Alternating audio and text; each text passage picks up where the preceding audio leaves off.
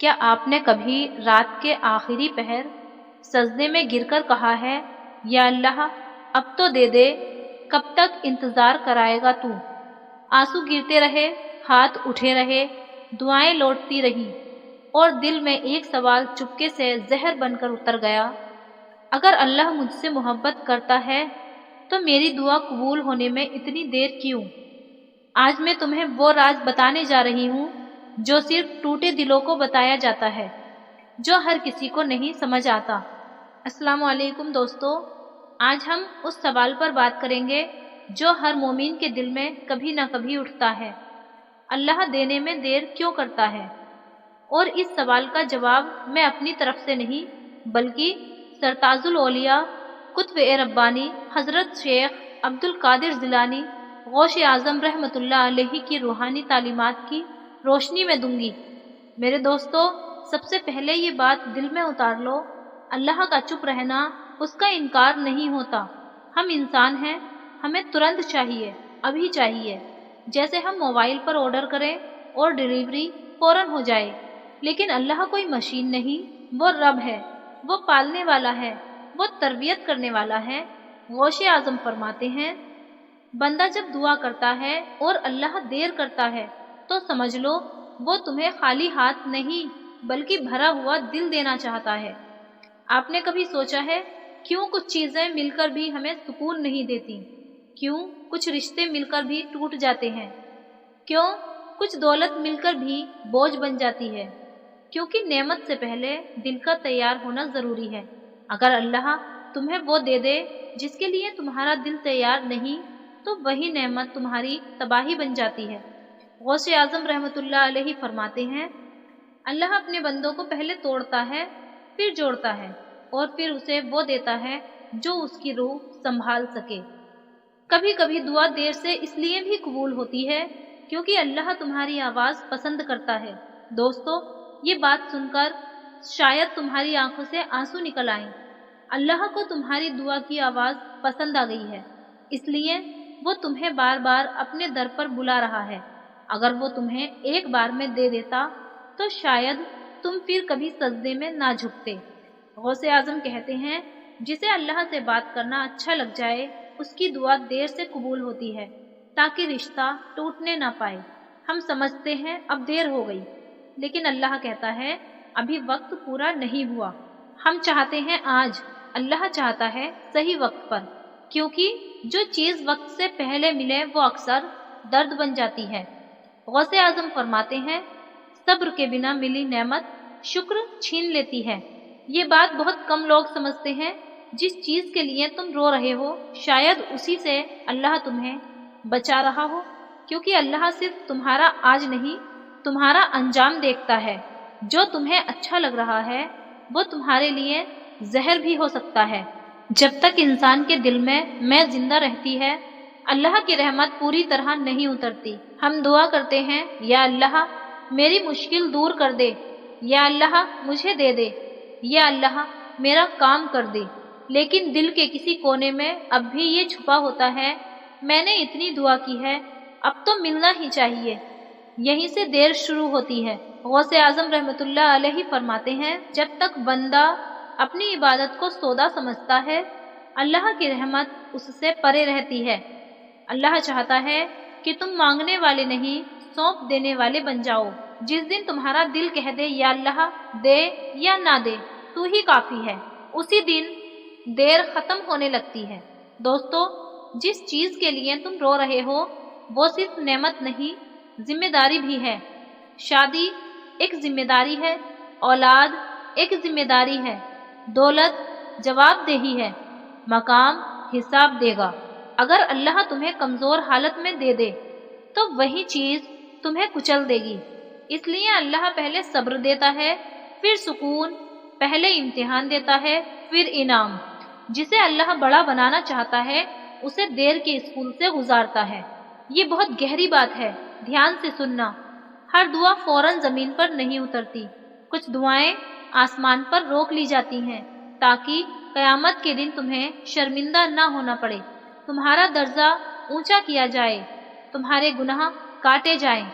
حدیث کا مفہوم ہے، قیامت کے دن بندہ دیکھے گا کہ اس کی کئی دعائیں دنیا میں پوری نہیں ہوئی تھیں لیکن آخرت میں پہاڑوں جیسی نعمتوں میں بدل گئی۔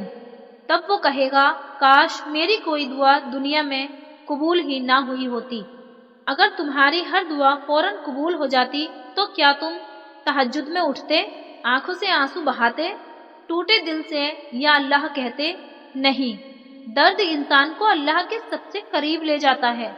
غوث اعظم رحمۃ اللہ علیہ فرماتے ہیں اللہ اپنے خاص بندوں کو درد کے راستے بلاتا ہے تاکہ رشتہ گہرا ہو جائے۔ یہ بات دنیا کی لاجک کے خلاف ہے لیکن روحانیت کی حقیقت ہے۔ جن سے اللہ بہت محبت کرتا ہے ان کی آزمائش بھی لمبی ہوتی ہے۔ کیوں؟